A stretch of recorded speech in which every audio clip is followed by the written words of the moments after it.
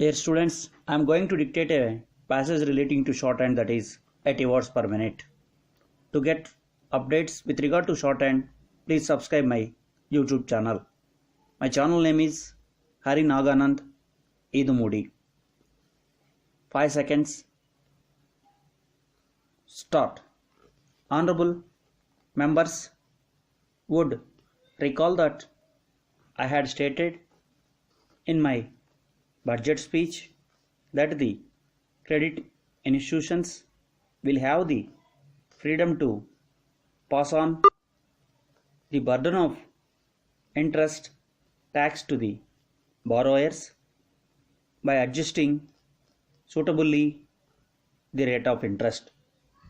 It has been brought to my notice that many cases where term loans have already been sanctioned, the credit institutions may be able to vary the rate of interest because loan agreements do not contain a provision permitting such variation. I propose to move an amendment to the bill to provide overriding legal authority to the institutions to vary the rate of interest if they so desire in order to pass on the burden of interest tax to the borrowers. Further, I also propose to exempt from the imposition of interest tax cooperative land mortgage banks, cooperative land development banks, and cooperative societies engaged in the business of banking, which cater primarily to the needs of farmers and village artisans. My proposal to extend the coverage of the expenditure tax to the expenditure incurred in restaurants providing superior facilities like air conditioning has been generally welcomed because these restaurants are partitioned by the affluent sections of the society. It has, however, been pointed out that the criteria for identification of restaurants expenditure in which would come within the purview of the proposed tax is cumbersome in the form in which it is contained in the bill.